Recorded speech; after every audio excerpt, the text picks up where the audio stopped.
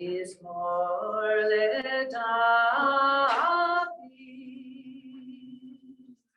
Adonai roi ro'echsar, Binot Sheyar B'tzeini, Al mei menuchot Yalaleini. Nafshi yeshovet, Nafshi yeshovet, Yancheni b'magle tzedek leman shemo. Kam ki eleh v'geitz al-mavet lo irana ki ata imati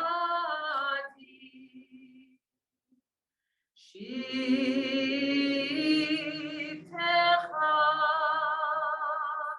umishantecha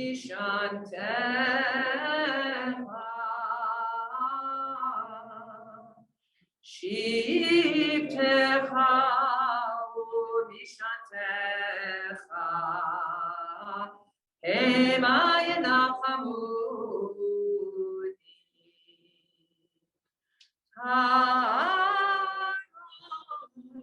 Lefanai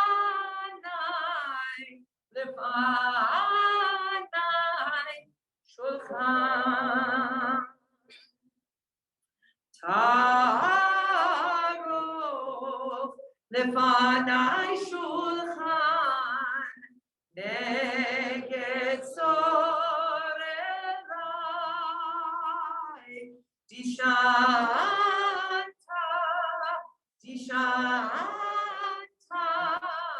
Dishanta Vashemen Roshi, Dishanta Vashemen Roshi, Kosi Revaya.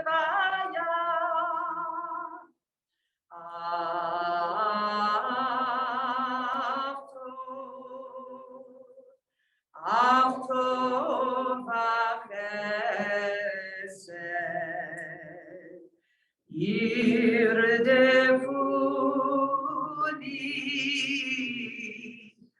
yirdefuni kol yemei chayai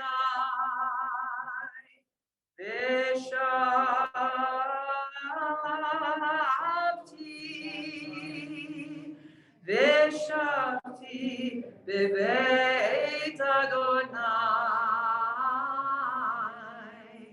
Veshavti bebeit Adonai leyorech yamim.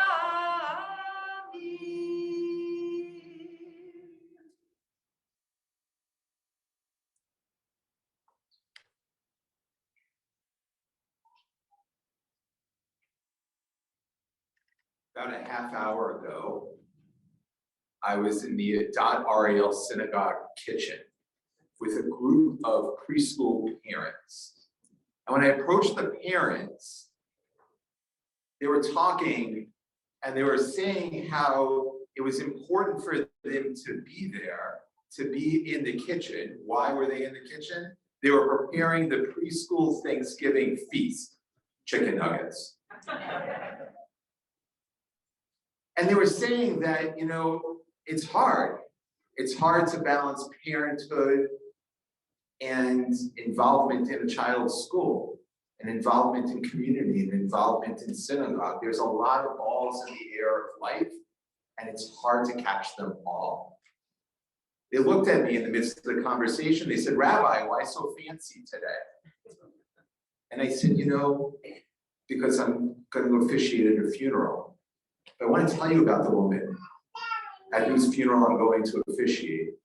She's a woman who would so appreciate your presence in this kitchen, your dedication to this community, your insistence on keeping the balls of life in the air, making time for things that are truly important. And I smiled and they smiled, and I referenced back to the Adat Ariel synagogue announcement of Marcia's passing, which was, of course, of her beautiful smile and proudly wearing the California kitchen, California kosher, sorry. That's like a big Adat Ariel sin, isn't it? Just like blew the whole thing. To merit for Marcia in the sky, sure. But that she wore that ribbon, that she wore it so proudly, that her involvement in community was part of a foundational aspect of her life. Community, family, Judaism. And that's the woman that we're going to pay tribute to today.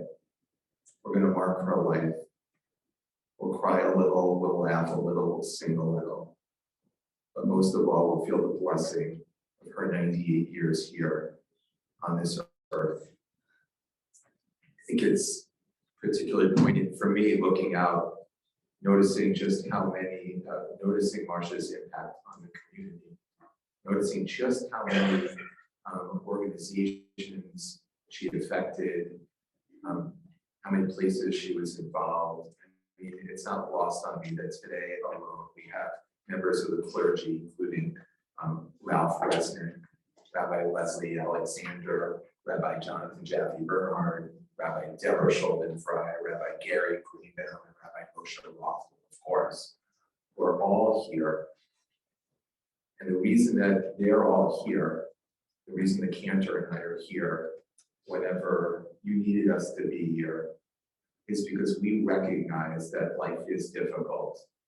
We recognize that it is hard to make time for things that are important.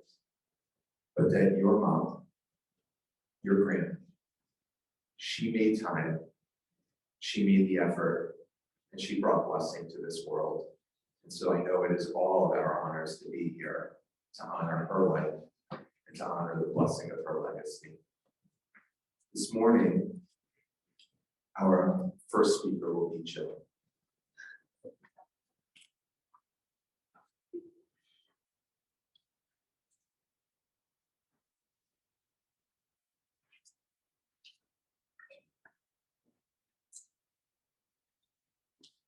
It's nice to see so many people here. Thank you. When I started to think about what I want to say about my mom, I had a hard time getting started because there's so much to say about her. Loving to family and friends, proud of all of us, passionate about causes in which she believed, particularly Adat Ariel, or as my brother calls it, the center of the universe.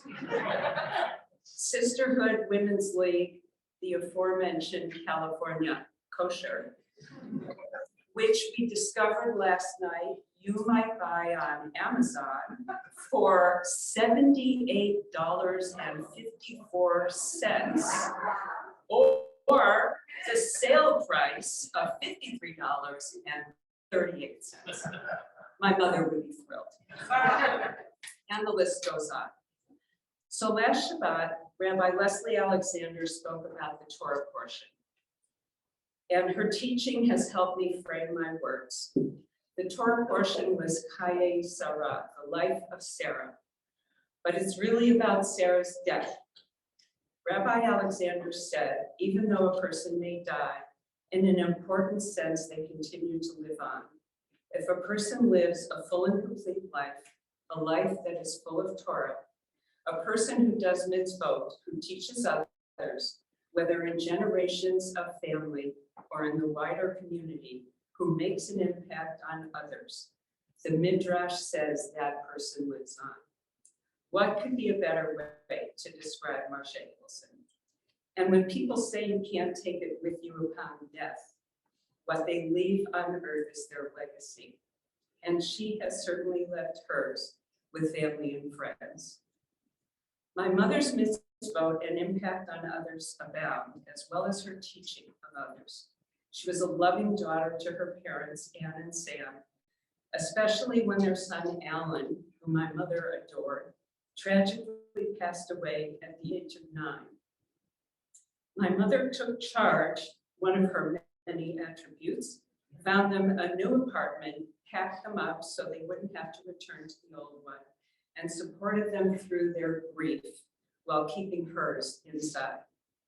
In terms of the wider community, she was always willing to take on just about anything in sisterhood, including being president, and volunteered for many other things around the show.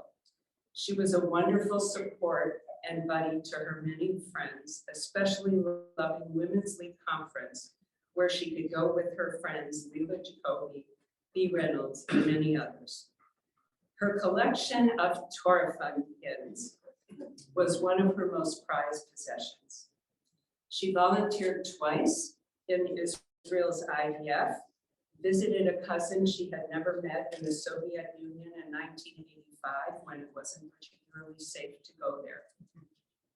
She even goaded my somewhat shy father into getting involved. He had no choice when it came to California kosher, helping to pack boxes and store them in the garage. She was a role model for some of her younger friends, who are even younger than I am, in terms of sisterhood involvement and leadership. Mom's impact on family is immeasurable. She was thrilled to welcome Sydney to our family when Jody and Jen got married. What a bonus. And also welcome great-grandchildren, Ashton, Miller, Ace, Bo, Oliver, Elle, and James, and Shiloh. She loved her nieces and nephews, her cousins in Chicago, and tried to stay in touch with them. She was especially close with my cousin Elliot's wife, Marilyn, who at times had the prize spot as favorite daughter. The grandchildren will speak of her impact on them. But what I want to say is that their love for each other is immeasurable. Stay in touch with her no matter where they are, and have been quite supportive over the past few months, FaceTiming with her and calling to check in. Mom's presence at our Shabbat dinner table, her desire to play one more game of Liverpool, our family card game, when the rest of us were tired, or her request to watch a movie and stay up later, leave a hole that can't be filled. I cannot find the adequate words to thank Jody, Zachary, and Jen for the time spent with their Grammy, especially online, creating schedules so someone could be with her most of the time over the past few months, and now helping me prepare for this. Mark used to tease me, saying I got a lot of free babysitting time for my kids, and the relationships born of that are precious. Mom and Dad welcomed Marty into the family immediately, always making sure that they had his favorite soft drink in the house, which annoyed Mark, for when he came over, and asking questions about his work. Marty has truly been a son, taking her to doctor's appointments and attempting to deal with her technological needs, which were many.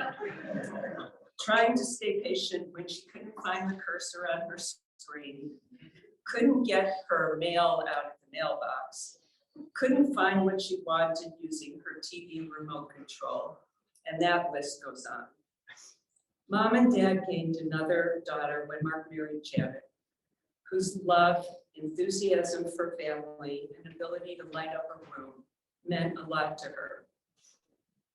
The day before she died, Janet sang the song to her that she had written for Mom's 90th birthday. Mom admired Janet's academic achievements, but more importantly, she loved Janet's warmth and ability to inspire others. Janet has been a great sister and emotional support for me. The other relationship most important to me is with my brother, her blue-eyed boy chick. Mom used to worry that we fought so much we wouldn't have anything to do with each other when older. Well, it is true that we fought, and I was quite annoyed when they told me that Mark's name was the password for their security system. Rather than mine. I couldn't love him more. Mom often asked me if I'd heard from my brother because our relationship was so important to her. Even though he didn't call her as often as she wanted, which was probably every day, his support was immeasurable. As she declined, he was truly my partner in making decisions and checking in with me to see how I'm doing. We end every conversation by saying, I love you. And finally, there's her impact on me. She was kind and gentle, sometimes getting angry, but always willing to forgive. She was interested in everything I did and gave advice without being pushy. She asked a million questions, not only of me, but everyone with whom she had contact, including nurses and therapists in the hospital. My best friend, Jeannie from Skokie, reminded me the other day that when Jeannie went out on a date and she told my mom would ask if the boy kissed her. Jeannie's mother did not ask that question. She was more outgoing than I am, and I wish I had her ability to so easily interact with others in any situation. She never had a short conversation with anyone. Always telling me she had a long, long conversation with just about everyone. I admire her sense of adventure, also greater than mine, but I learned to expand my horizons from her, even though I don't have her sense of direction. She was my role model in terms of involvement in community and was so proud of my achievements. Over the past few years, I talked to her every night while Marty and I were walking our dogs. And I didn't have to say much because she spent a long time describing her day, including what she had for dinner at the village and with whom she ate. She was simply always available to be supportive and helpful, whether it was taking the kids or helping to cook or setting the Shabbat table. Some of my friends have said that the longer someone lives, the harder it is to believe they are gone. And I am finding that to be true. I take comfort that the legacy she's left will remain in the hearts of her family and friends.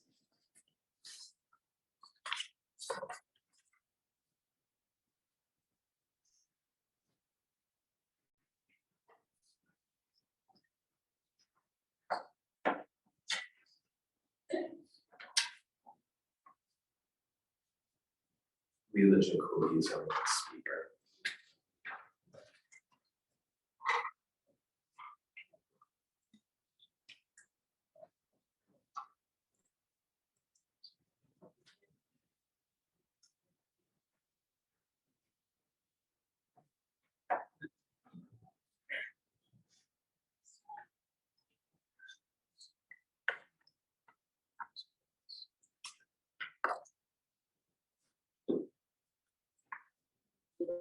Jill painted such a picture of her mother.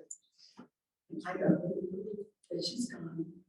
And she certainly remains in all of our hearts.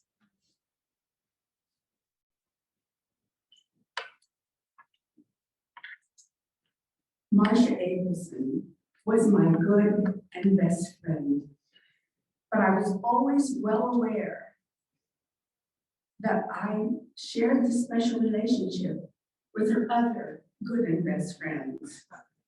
And that was perfectly okay. All of us were connected one way or another. Dottie, Ruth, Nikki, and me. We recognize Marcia as a loyal, trustworthy, thoughtful, kind, and truly caring friend. Sometimes a little opinionated, but we all have that same, we share that same thought. Marcia and I met in the 60s, and the thread of our friendship was woven into the fabric of sisterhood and VJCC and .REL. Over the years, we attended more meetings, after all, she was sisterhood president too, luncheons, dinners, programs, and events that we could ever count. But her friends could always count on Marcia to reserve a table or save some seats, because she would be the first one there and on time. And she really looked out for all of us. Marcia was a driving force behind California Kosher, and I'm sure it's got to be mentioned more than once. And she was a natural marketing expert. No training, but she was great, and she was responsible for its success. Marcia had a fun sense of adventure and a wonderful sense of humor, and loved to go and do. Like many years ago, together, we rode that sisterhood bus tour to the health spa in Tecate, Mexico. Someday I'll tell some of those stories, but not now. And with Herb and Norman, and some members from the Temple family, including Rabbi and Miriam Wise, we tossed in rafts, rushing down the rapids of the American River. With lots of experiences, conversations, and many movies, our friendship just continued to grow. And we knew each other's families and even each other's parents. And Marcia's beloved Herb was a treasured friend, and he left this world way too soon. Marcia was a great roommate, and we roomed together at conferences in Orange County and at Women's League National Conventions in New York, also lots of stories, and the Concord Hotel in the Catskills. She got to know me pretty well and insisted that I lay out everything I would need the next day before we went to bed. She did not want me looking for anything in the morning, which was my tendency, and making her late for services or breakfast in the morning. In Marcia's book, punctuality was a major, major virtue. And speaking of Women's League, when Marcia was Torah Fund Vice President for our branch, she raised more money than any other vice president in the entire country. The women she worked with respected her, and she was an effective speaker and motivator. She was really a leader, although sometimes I think she didn't believe that herself. And our phone conversations became more frequent and went well into the night. Through the years, up until just recently, we talked at length about everything. In fact, I was on her same page of political spectrum. And I will tell you also that we talked a little bit about everybody. But nothing could match the smile in her voice when she talked lovingly and with fierce pride about her children, grandchildren, and great-grandchildren. She was a consummate Grammy, and she always felt your love, your deep love, and your devotion. Tuesdays are not ever going to be the same for Beverly, Helen, and me without Marcia calling to check on the game. Marcia enjoyed playing mahjong to the extent that she learned with all of us how to play on the computer during the pandemic. And that was an experience for all of us too. It was really wonderful to stay connected during that very difficult time. But If nothing compared to the first time we could play in person. Pure joy. And there was Marcia, commenting how awful her tiles were, saying, please, wait a minute, adjusting her glasses, peering at the Mosh cart, and 4 tiles later, gleefully declaring, I picked it, my shot. We will miss her. We will all miss her. Marcia was a winner. Marcia Abelson lived her life to the fullest, was a good and very best friend. I loved her and I will miss her.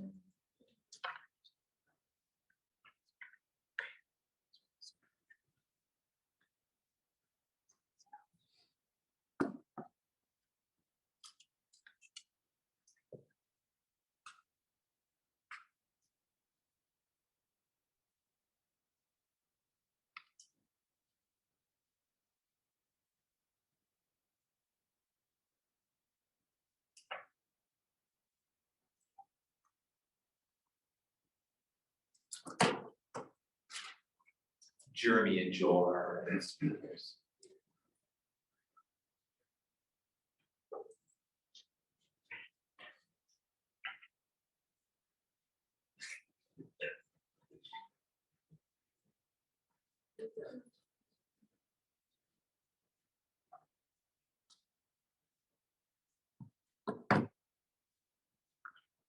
Thanks everybody for being here. My Grammy lived an amazing life. She was 98 years old. 98. Wow. Everywhere she went, she impacted people in the most positive way. She was always optimistic, loving, welcoming, sweet, and proper in her own way, and she expected the same out of everyone else. She was smart, well-read, and loved to discuss politics, family, and current affairs. We had the absolute best phone calls. I would call her and she would say, oh my God, do my ears deceive me?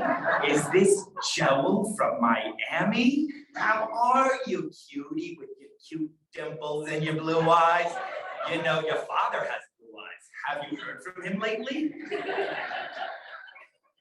We'd talk about whatever was happening, and then she'd undoubtedly say, you know, Joel, I've called you many times and haven't heard back. She was not above a little Jewish guilt. And I reply, actually, Grammy, you called me and I called you back about 4 times and left messages imitating you until the message machine stopped. Did you not get them? Oh, no, I didn't, honey. I wish I had. That sounds wonderful. By the way, honey, how's your weather? And on we'd go. She would always let me know what was happening in the Lasker family. Joel, I was at your Auntie Jill's yesterday for Shabbat, and Zachary made the most marvelous kugel. Have you seen any good movies lately? She would ask me about my wife, beautiful Lauren. She'd ask me about my kids and love hearing stories about them.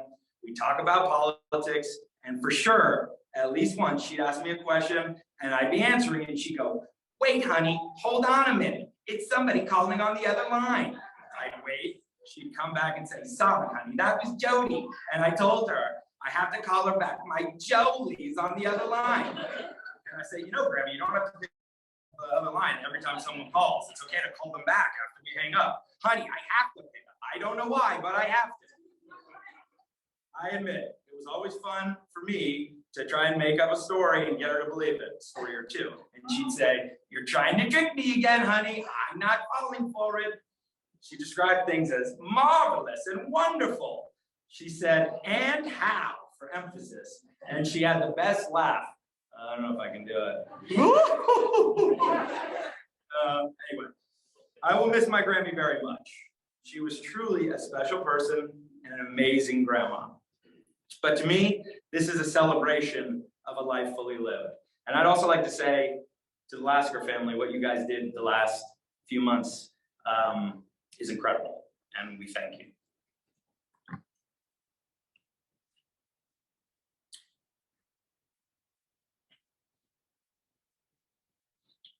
Second that to the Lasker family, obviously, but we spoke about that a lot, that you guys really dedicated yourselves to her, and before it was just incredible, and so much that you guys did that, so thank you. Grammy was a real lady with real grace. And when you think about her, you realize they really just don't make people like that anymore. She was a classic, almost a relic in a world where everything today is so casual, colloquial, inappropriate, not coming from us, of course, and exposed. And she just embraced a very different set of standards that she never abandoned, except for 50 Shades of Grey. But other than that, we teased her about being prim and proper, but she really was so marvelous to be around for that reason. And as people have reached out to me and as she passed, I just found myself saying about her that she was pure goodness to the core, which she really was. She was so positive. She never had a negative thing to say, which was not only rare and admirable, but also inspirational, at least for me, because it was so sincere. And that disposition was really who she was. It was part of her fiber. And so last night, when we were doing research for Joel's Grammy voice, which he lost for a little bit, but it's back. It's back big. We pulled up some old voicemails. Mia pulled up some old voicemails for research purposes. And I have to play this one because she complimented Mia and I like 10 times, and she was so thrilled about this holiday card that we sent her. And she was so impressed, and you get a feel for her sweetness. So, and we just heard her voice and thought it'd be great to play. So this is a voicemail. Mia and Jeremy, thank you so much for that incredibly clever Valentine. Of course, I love it, and I'm sharing it with people, but it is so great, and the kids look wonderful. This is your message, Marcia. I am also going to try Jeremy. That card is incredible. Hold on. So, anyways, you get the point. It was just to hear her kind of glowing over the holiday card. It just really represented who she is, and she's just irreplaceable. She was so supportive about really everything for us. Well, almost everything. She really didn't like our third kid's name. His name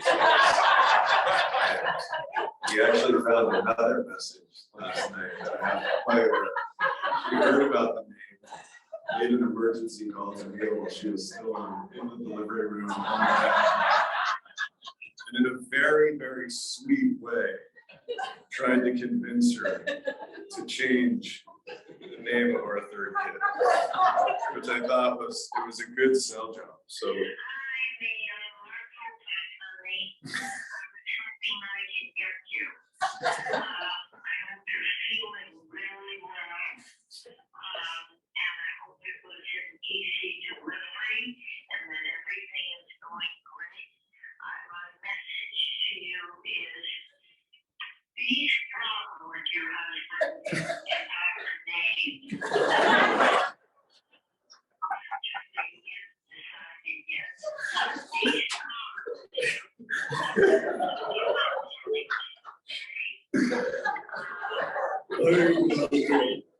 She was legitimately still in the bed.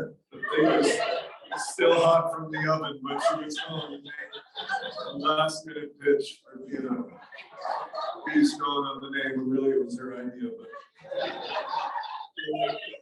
we'll let it go. She, again, just for me, was such an inspirational person in the way that she approached life and people with optimism and openness and positivity. And she set an incredible example for us. It was really aspirational for me to see it all the time.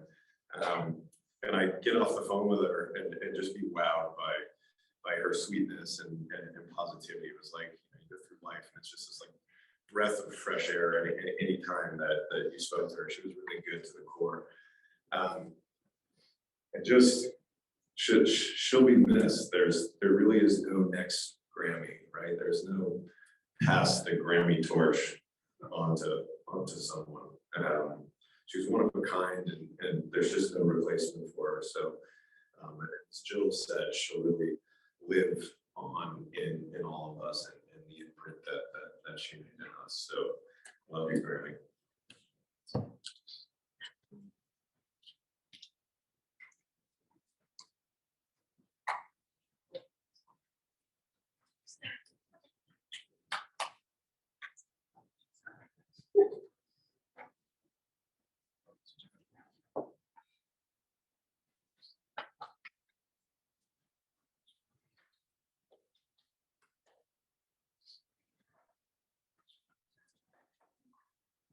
Jen and Jody are our next speakers.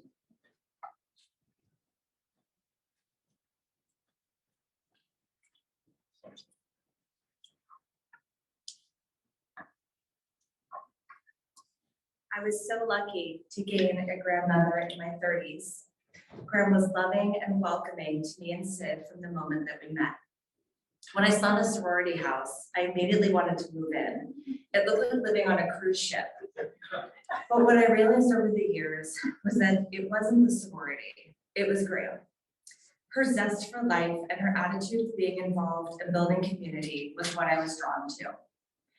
Graham was a wonderful storyteller, even if she told me the same stories over and over again, like the one about Aunt Phil and the footy pajamas. But though Graham's stories, through them, I have gotten to know the family that I missed meeting because they passed before I became part of this incredible family. I'm grateful for all of our memories. Blintzes on Friday mornings at the village, mahjong games, movies snuggled on our couch with our dogs, watching her binge Grace and Frankie on our bedroom couch, dinner at CPK in Green Apple, shopping at Target, lessons on how to use Alexa, the iPad, the Fire Stick, Liverpool after Shabbat dinner, listening to her tell stories about the family, and mostly the joy on her face every time she got to watch Sydney perform. Graham was the role model I didn't know I needed, and I will strive to love like Graham, listen like Graham, get involved like Graham, read like Graham, and be a friend like Graham. Just keep thinking, it would all be great if Graham was just here to see everybody and hear it.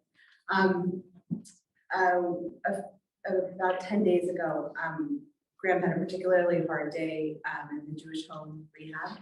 And I went home and I just thought, I can feel this. This is just the beginning of the end. And I thought, I need to make sure she knows exactly how much I appreciate her and what I love about her. And I always thought at funerals, God, I hope the person knew all that. You know, I hope they really knew that person felt that way about them. And I thought I'm going to write her a letter, and I'm going to read it to her. And I finished the letter, and I was rereading it for myself, and then I got a call from my mom that they were taking her to the hospital. And a few days later, I was very nervous, but I wouldn't be able to read it to her. So I was very happy that I did read it to her, and she did hear it, and she did tell me, of course, it was so beautiful, and I wanted to share it with you. Dear Graham, today was a hard day. It was hard to watch your discomfort. I'm writing to you because though you aren't going anywhere, we're clearly in our last chapter, and I don't want to save my thoughts and feelings for after you're no longer with me.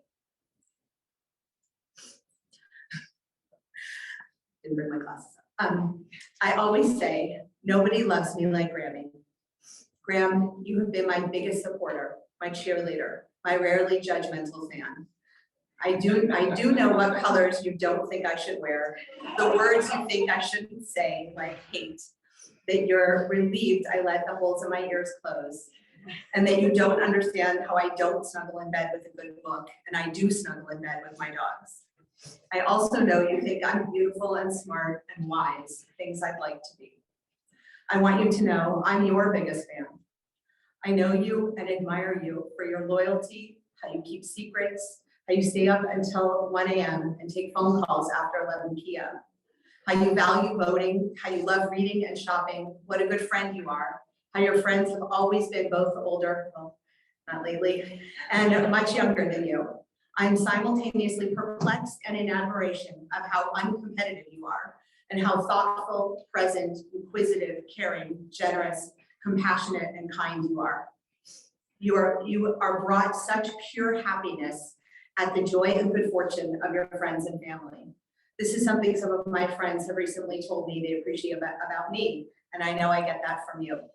You and Grandpa did not have the financial wealth that many of your friends had, and though you might have wished for this, you did not begrudge or covet. You've always been happy for them and enjoyed hearing about their adventures. I'm so very grateful for our outings when we were younger.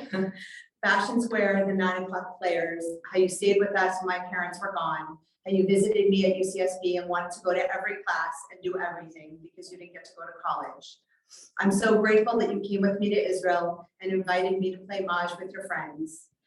Don't worry, I won't tell anyone about the time we toured your storied neighborhood during COVID to discuss the renovated homes and then drove through in and out and ate in my car. I love that you know my friends and that they know and love you. Everybody in my life knows Grammy. Even my clients know that I will only take calls from 2 people during sessions, you and Sid. I admire your zest for life, your can-do attitude, how you aren't a morning person, your focus on the good in people, your commitment to the center of the universe, your respect for marginalized people when it wasn't in vogue. I don't want to ever be without you, but it brings me so much joy to think you might be reunited with Grandpa, Mimi, and Papa, who you suddenly look so much like both at the same time. Your beloved Alan, your treasured cousins Faye and Adele, your niece and nephew Susan and Terry, your brothers and sister-in-law, especially Aunt Sil, your dear friends Loretta, Len, Shortstuff, Phyllis, Mickey, Dottie, and so many more. I hope you'll let Larry know. I hope you'll tell Larry how well his grandsons are doing. And I hope somehow you'll meet our young friend Ryan and tell him how much we love him. You've been the most wonderful grandmother. I've always felt loved. As an adult, always respected and treasured. I couldn't have asked for a more accepting grandmother when somehow I married a woman. Watching you and Jen love each other is one of the greatest blessings of my life. Your interest in, support of, and adoration of Sid is everything I could ever imagine. In honor of you, I will appreciate, I have the glasses and have the two. In honor of you, I will appreciate that I got to go to college. I will appreciate my relationship with my brother. I will try to become a reader. You're so cross. I will be loyal to my friends and keep their secrets. I will call the people I love and ask after them. I will vote. I will have festive holiday tables that of course include doilies. I will pay homage to Clark Gable and Idris Elba. I will keep your cracker tin and California kosher on my kitchen counter. I will keep mint Milanos in my freezer. And God willing, Sid makes us grandmothers one day. I will channel you as I try to be more present, patient, selfless, joyful, and diffusive. I would never want you to leave this world without knowing how much I adore you and how much you have enhanced my life. Also, one more reminder of how jealous I am that Zachary got your blue eyes and I got your tush. I'm so grateful to be 48. It's true. I'm so grateful to be 48 and still have you as a daily central person in my life. It's my trailing tears. Caring for you is my honor. Nobody loves me like you, Graham. Nobody loves you like I do. With never-ending gratitude and love, Joe.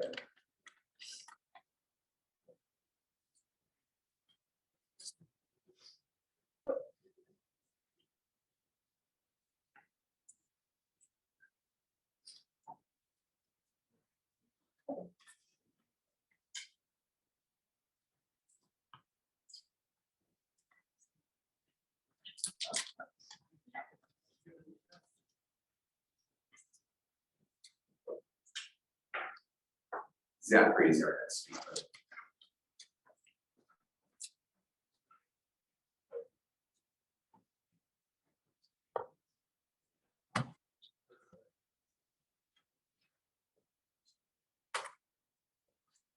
So you all should know that one of the last things that my grandmother did, you've heard this as a common thread throughout the speeches, she filled out her ballot before the last election. And I think it was like the second or third day in the hospital, Jody walks in and her first question was, what happened with DeSantis? Incredible. Yeah, in the ER.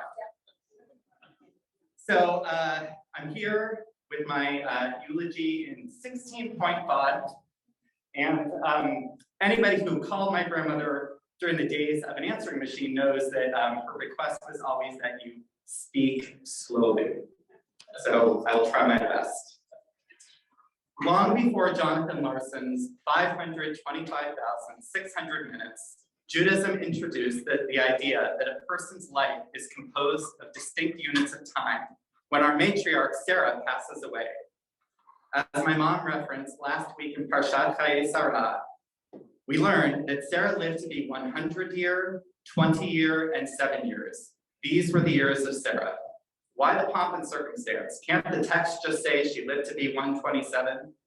Rashi teaches that each bucket of years, 100, 20, and 7, have their own significance in Sarah's life, and that the restatement that these were the years of Sarah is to emphasize that each year had good qualities. Well, today we're here to honor and celebrate my matriarch. Grammy lived to be 20 year, 32 year, and 44 years. Let's label her first 20 years as childhood, and the next 32 years as marriage, kids, and settling out west. These years brought her love with my grandpa Baker, the challenges of raising their kiddies, Jill and Mark, the Great Migration from Chicago to Los Angeles, and ends with the big crash of 1974. Love you, Jody. And then we came to the final and clearly most meaningful 44 years of life when Marcia Abelson became my Grammy. Keep it going. Is my heart broken today? You're darn right. But it's even more full with gratitude.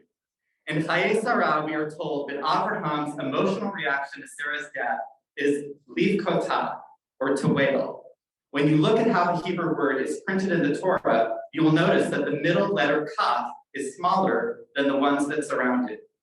If you remove that kaf, the single word breaks into the lev ta, or a heart for her. Commentators suggest that the missing kaf is like a hole in the heart, which Abraham fills with a wail. You do you, Abraham. We Laskers and Abelsons roll differently. So join me as we fill our hearts for her with joy and laughter. I give you my top 5 Grammy lessons through a game I'm calling Wonderful, Delicious, and Can We Go to a Movie? Each of these signature Grammyisms is the best way I can think of to ensure that each one of you, the friends and family she loved, has a voice in the celebration of her life. At times, I'll pause for us to fill in the blank together with one of these expressions. Don't worry, I brought cue cards. So let's practice. No. I used to be a camp director. Again. And great, you're gonna do wonderfully. So lesson 1, the most precious gift you can give to someone is your quality time. Grammy did not capture her love in a box with a ribbon or, God forbid, with a gift certificate.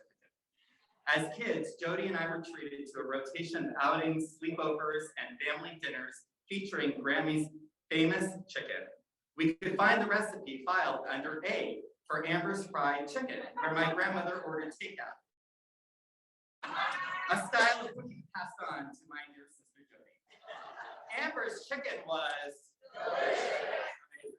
Spending quality time together followed me into adulthood. Grammy journeyed to Ojai annually to spend Shabbatot with me out at Camp Ramah when I was director. She flew across country to stay with me and conquer the streets of New York when she was just about 90 years old. And just 2 months ago, she joined me at Temple Israel of Hollywood for a Shabbat program with the co-creator of Will and Grace. If you asked her how she enjoyed all the quality time, her answer, wonderful. Lesson 2, practice good manners and etiquette. Grammy was the penultimate lady. Unfortunately, her campaigns to get Jody and me to be excused from the dinner table and to address her friends with yourself, Dr. and Mrs. Jacoby, never quite took flight. And neither did her incessant insistence that we arrive at someone's home with a hostess gift. Other campaigns resonated. I set a mean table for Shabbat dinner, and I am forever programmed that hate is an ugly word. For example, Grammy didn't hate parsnips and Brussels sprouts. She didn't care for them. I am probably the only 44-year-old who uses the term tinkle instead of hate. And I appreciate a good doily so much that I was able to diffuse her anxiety when she ran out of them by introducing her to the art of homemade doilies. Look what a napkin and a pair of scissors can do. And I know what you think about it. There you go. Lesson 3, approach life with deep curiosity and unfailing energy.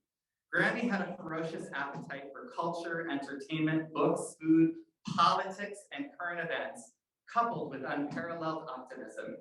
Her sparkling blue eyes would grow wide with wonder as she immersed herself in life. Every meal was delicious, and each experience was wonderful, including the time that she and Dottie accidentally went to a movie auditorium showing Jackass 2. Yet they stayed the whole movie. Grammy's curiosity extended to technology and gender identity. In 1998, she learned to communicate with me by email when I lived in Israel.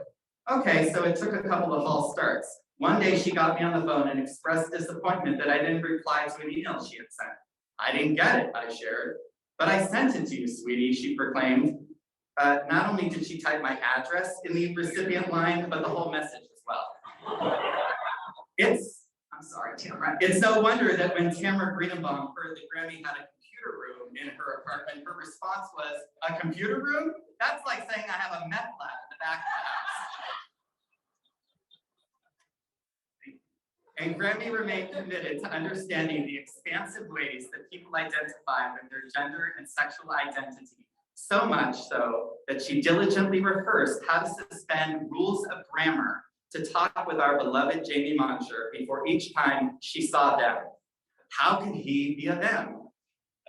Amidst all of this curiosity, Grammy was the unstoppable Energizer Bunny. God forbid we pulled into the village to drop her off before 9 p.m.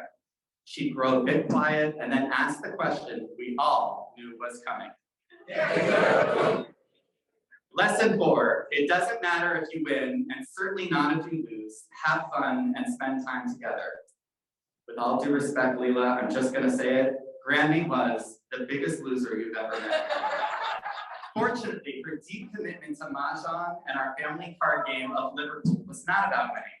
And if you don't believe me, then simply ask Leela, Beverly, Helen, and Doris Bromley Raha to empty their wallets and show you all the money they scored from playing with Grammy. I used to wonder what masochistic pleasure she took from suggesting that we play cards at the end of Shabbat dinner, since we all knew who would come in last place. The answer was simple. Cards were just an opportunity to elongate the evening and spend time together. And after the scores were tallied, came the inevitable question. Lesson 5, we're almost done. To quote Pirkei Avot, more than you say, do. We all know Grammy's passion for a nice, long phone call. Yet her life illustrated that action speaks louder than words. Grammy modeled for me and for everyone she met the vital importance that we accept responsibility and take action around the causes we hold dear. She was a past president of Sisterhood. She organized a mission to the former Soviet Union. She volunteered in the Israeli army in her 60s. She fundraised endlessly for Torah Fund. And yes, is currently wearing one of those darn pins. She ran a fierce campaign and secured the office of vice president at the Village. And while Mark Bruce Abelson may like to think he was Grammy's greatest accomplishment, we all know it was really co-editing the bestseller California Kosher. Now you might be thinking, oh, Grammy must have been such a good cook. I won't say she was a bad cook, but her drive around California Kosher was not about the art of cooking. California Kosher was a vehicle to the sustainment of Jewish tradition, building community among the women of Adat Ariel, and her secret agenda to supervise one Irving Abelson, who she enlisted as head of shipping to her role as director of marketing and sales.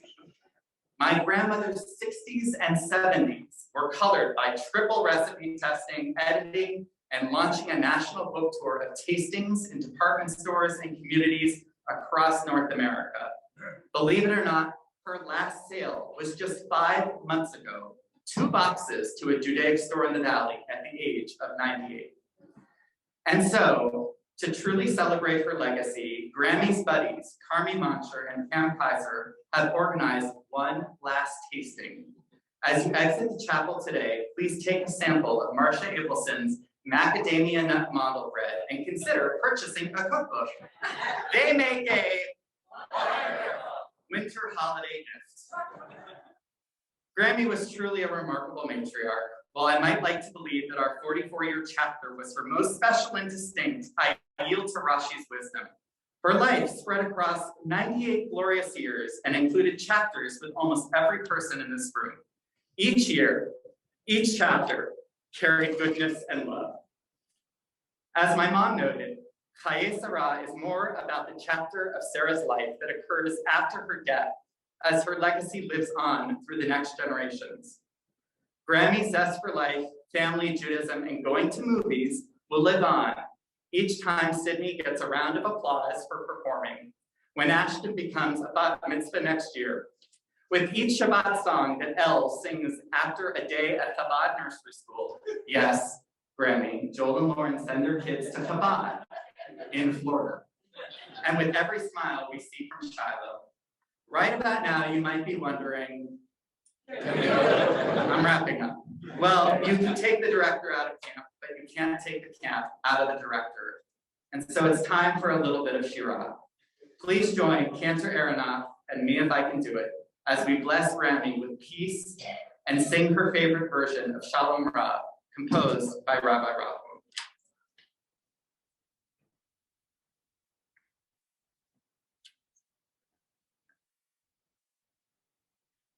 Shalom Rav al Yisrael Amcha. Shalom Rav al Yisrael Amcha. Tasim le'olam, tasim le'olam. Shalom Rav al Yisrael Amcha. Tasim le'olam, tasim le'olam, shalom rav al Yisrael amcha. So it's going to get a little low for you. I'm going to make it a little bit higher. Ki ata u'melech Adon lechol, Adon lechol hashalom.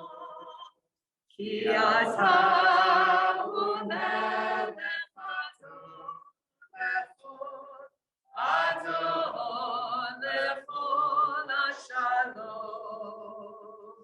Shalom Rav al Yisrael amcha. Shalom Rav al Yisrael amcha. Tasim le'olam, tasim le'olam.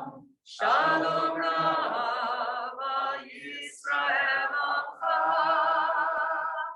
Tasim le'olam, tasim le'olam. Shalom Rav al Yisrael amcha.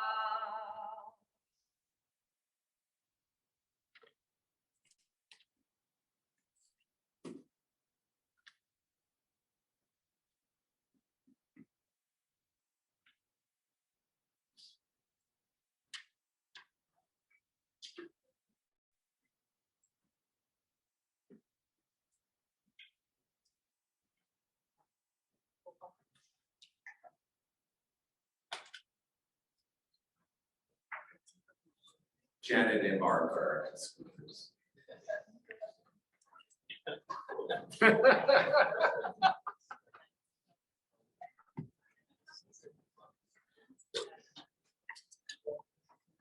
Thank you all for being here again. I met my mother-in-law when I was 16 years old. And what I remember immediately was her open heart and her open arms and her welcoming of me into her life.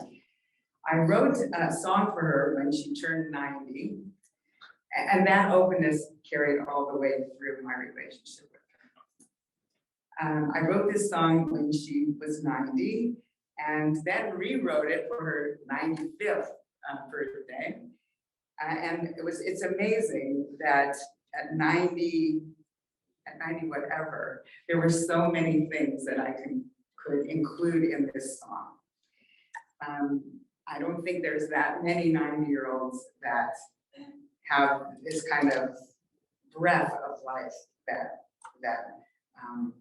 Grammy had. So Rabbi said I should sing this.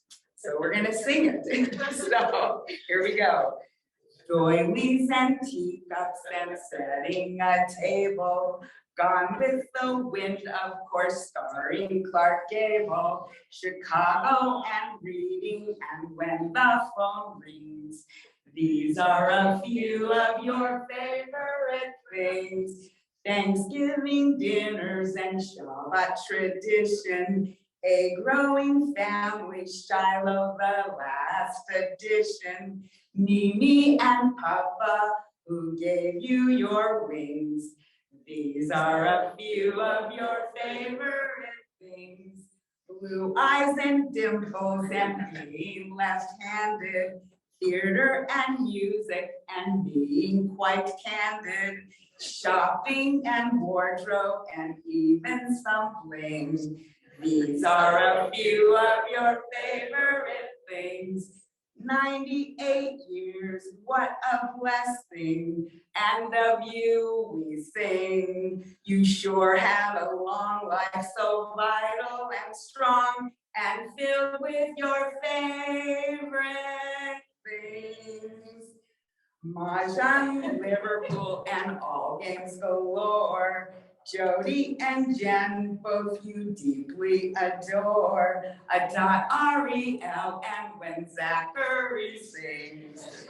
These are a few of your favorite things. Political discussions and long conversation. Positive energy without reservation. One Irving Abelson, he was your king. These are a few of your favorite things.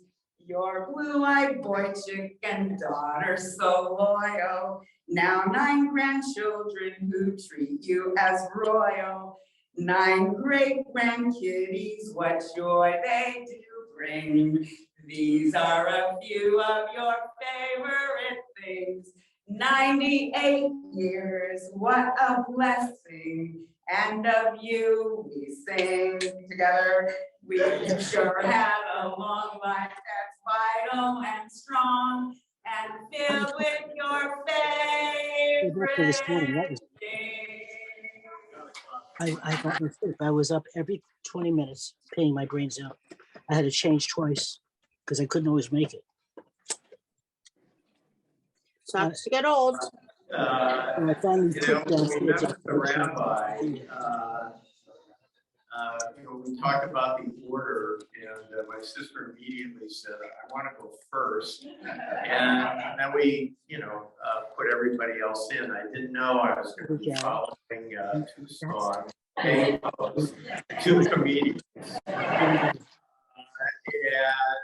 2 heartfelt letters in my sister's beautiful. So I'm really done. So, there is another rabbi. Huh? Take out one of those pads and put it over there. Okay. Was here. He flew down from San Francisco. And thank you for And also, by the way, family members, everybody said they were gonna be 3 minutes. So I occasionally speak publicly, and whenever I spoke publicly, my mother knew about it, she'd call me and say, please send me your remarks, what you said. And I've never written a speech in my entire life. So it frustrated her to no end. So I'm sure you're listening. This came out of my pocket. It's my speech. Okay. First of all, I thank everyone for being. Nobody would have enjoyed this this meeting.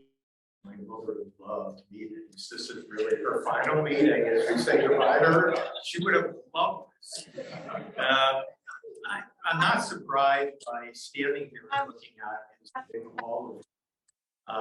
And there are people here from my mother's generation, the people between my mother's generation and our generation, Jill's older subset and my younger subset, and people of her grandchildren's generation. My mother was truly intergenerational. She touched every person who she spoke to, and it didn't matter their age. She was young, she was youthful. Age was just a number to her. It did not define her in the slightest.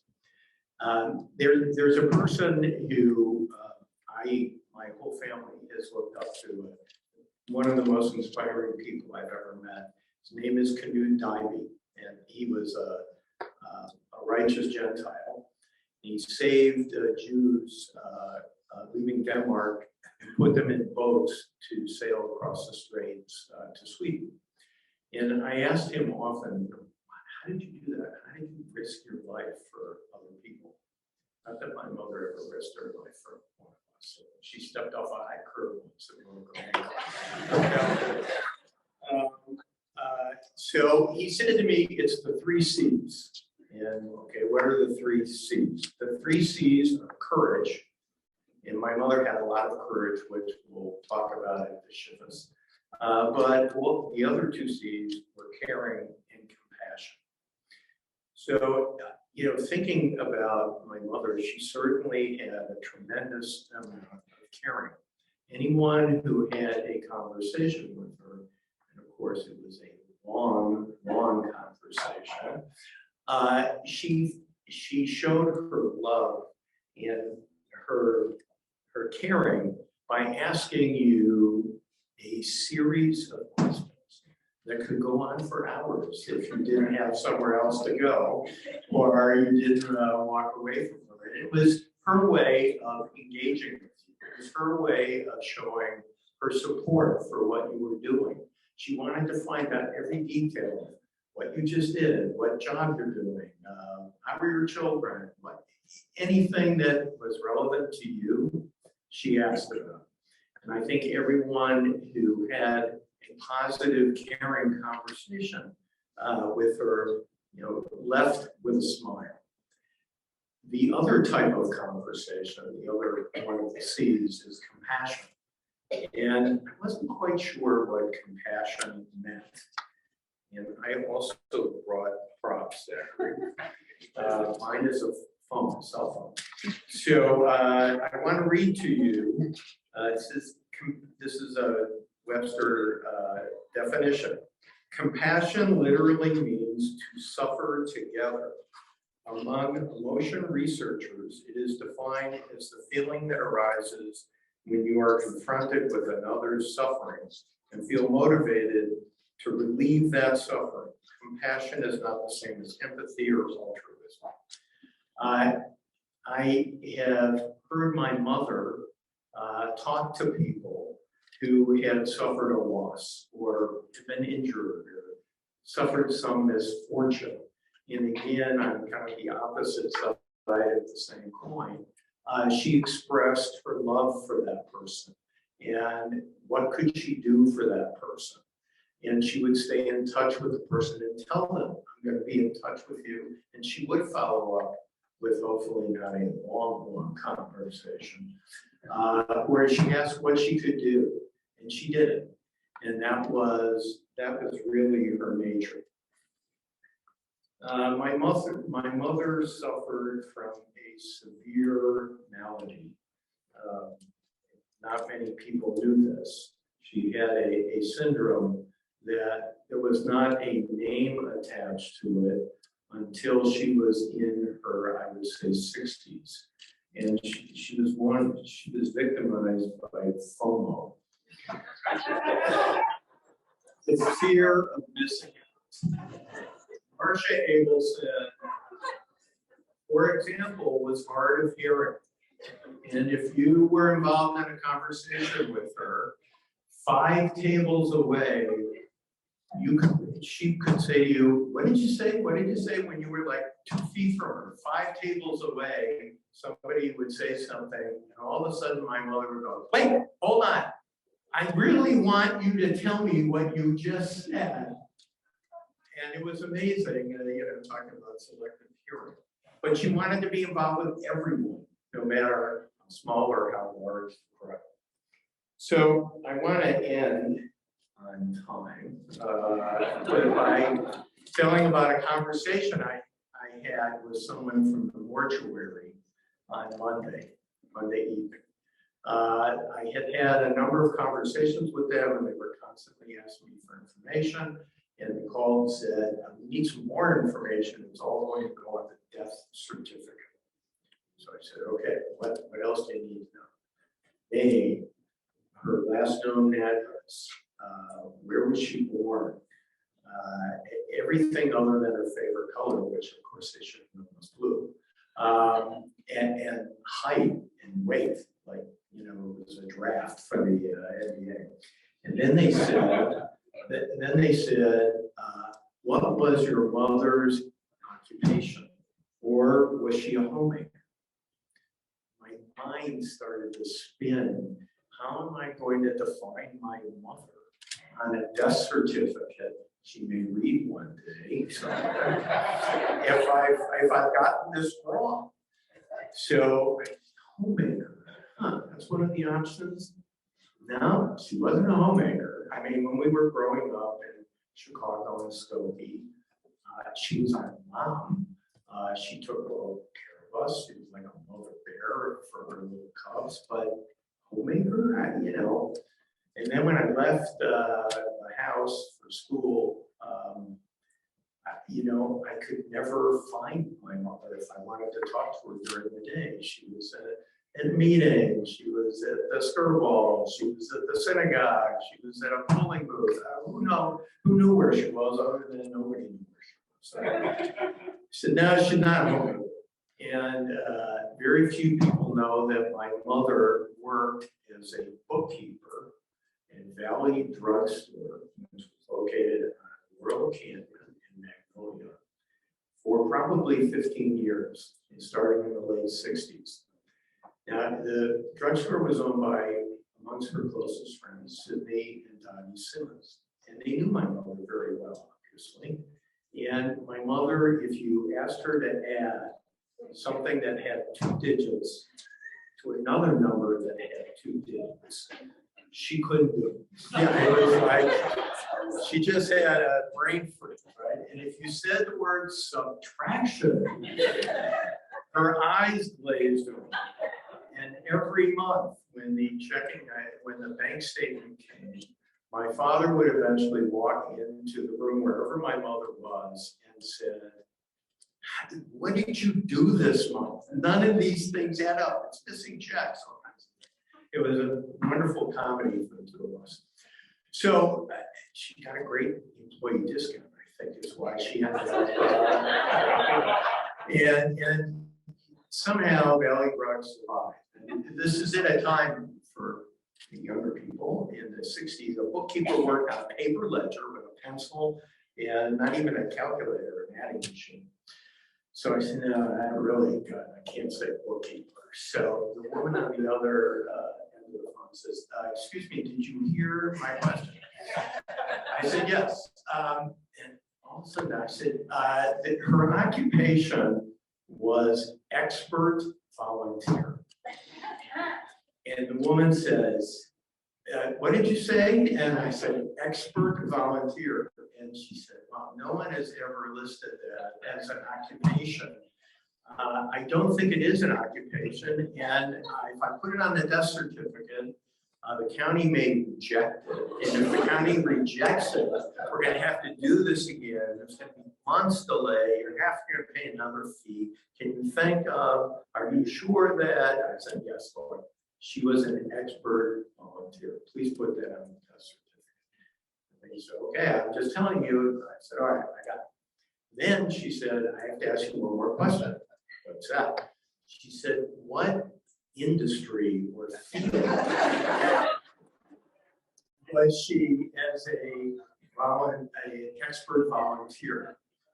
So I said, well, let's see, the Jewish community has one for civic stuff. I said, how about volunteering? She was an expert volunteer in the field of volunteering. And the woman said again, you know, the county's not going to accept this. And I said, we're willing to take the risk. Please put that in there. And you know, you didn't know my mother. If you knew my mother, we wouldn't be having this discussion. You would have just filled it and filled it in. And I felt very, so again, thank you all for it.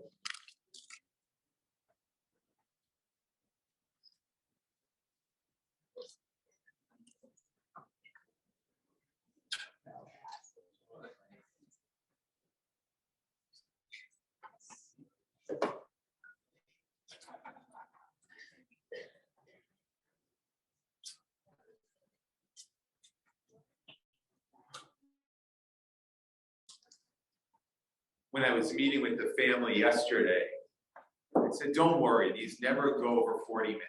I should have known better. Because this feels like a Marcia conversation. It's long. There are laughs. There are moments of connection. There's tenderness. And of course, the common denominator is there's love. It's a Marcia conversation. When I was hearing all these stories, all these rich, beautiful, beautiful stories, I was thinking of another biblical matriarch. I was thinking about the matriarch Rebecca, Rivka. This week's Torah portion begins, Ele Toldot Yitzchak. This is the story, or these are the stories of Isaac. But that's really a misnomer because the text is not so much about Isaac. I imagine that Isaac, after the binding of, after being bound by his father, that left Isaac wounded and vulnerable. But the story needs to go on, it needs to be pushed forward. And so where does God turn? God turns to the matriarch of Rebecca. Rebecca is perfect because she is an agent of God. She is a prophet. She communicates God's will, and she, Rebecca, makes it all happen. What's interesting, though, is that with people like Rebecca, people who make it all happen, people who are doers, sometimes when you push ahead, there's a cost, and the cost is relationships. In other words, sometimes when you push ahead, inadvertently you push people aside, but not Rebecca. The text tells us earlier that Rebecca is renowned for her kindness, for her ability to connect. In other words, Rebecca was both a force of nature, someone who made things happen, as well as being a force of connection. And I thought about this, being a force of nature while being a force of connection. That's your mom. That's Grammy. She was someone who lived a life determined, and I think it is important to underscore that heroic chapter in her life very early. An incredible story when she lost her brother, when she felt the brokenness of profound loss, but she realized that her parents were in need. And she realized that she needed to be a force of nature. She needed to be a force of support and love and comfort. And she packed up her own home at the age of 18, moved her parents into a new residence so they could just step forward into life and provide them with comfort, and provide them with love, and provide them with the prospect of light at a time of darkness for an 18-year-old. That is miraculous. A force of nature, someone who makes it happen. And of course, California Kosher had a very different chapter in her life. Someone who made it happen. But with that fierce determination, even when she's lobbying for a last minute audible with a name change of a great grandson, wow, mom's in the hospital. That determination didn't leave calluses on her soul. That's incredible. People who walk forward with such determination sometimes aren't as open to love and connection. But I loved hearing about those connections, these beautiful, rich stories that you all shared. They're incredible. Marcia Abelson, Grammy, a woman of determination, a force of nature, and a force of connection. I want to go back to the Shabbat table, the doilies, the place settings.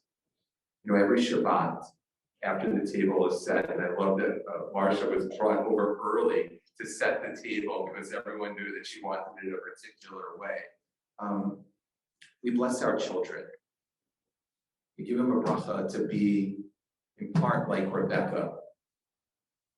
We ask for them to be strong, determined, gritty, to make life happen. At the same time, we ask for that balance of Rebecca, that kindness, the generosity of spirit. So for you, Grammy's family, Marcia's family, children, grandchildren, great-grandchildren, you set your table for Shabbat, and it better be a perfectly set table. What I want you to do is I want you to bless your kids. I want you to bless each other. I want you to remember Rebecca, but I want you to add someone to that blessing.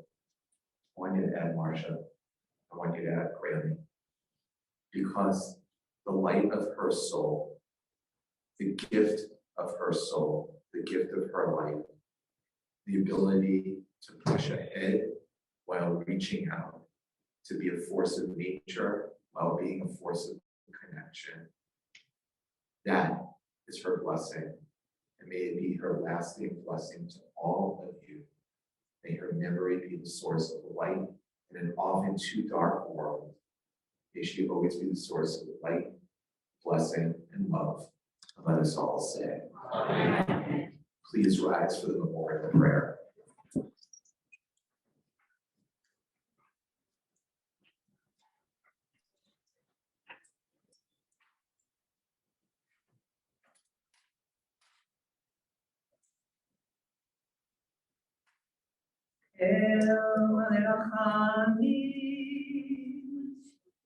שוכן במרומים,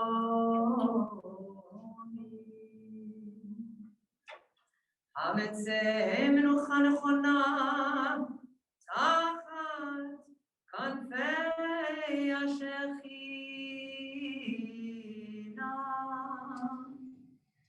במעלות קדושים וטהורים, כזוהר הרקיע מזהירים, את נשמת שושנה שלחה לעולמה, בגני נתי מנוחתה, אנא בעל רחמים, הסתירך בסתר כנפיך לעולמים, וצרור בצרור החיים את נשמתה. אדוני ונחלתה. ותנוח בשלום על משכבה ונאמר אמן.